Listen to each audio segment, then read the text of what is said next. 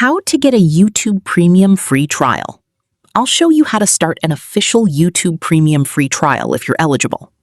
First, open YouTube in your web browser and sign in to your Google account. Next, click your profile picture in the top right corner.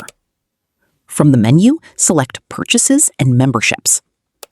Under YouTube Premium, click Learn More. If your account is eligible, you'll see an option to start a free trial.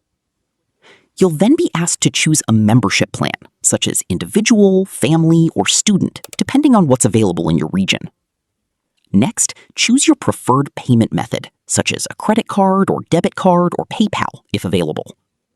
Enter your payment details and confirm your subscription.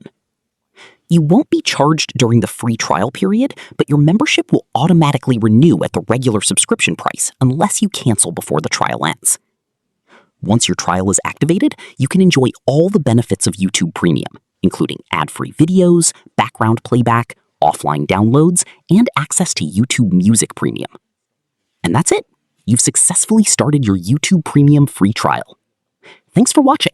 If this tutorial helped, don't forget to like the video, leave a comment below, and subscribe for more helpful YouTube tips and tutorials.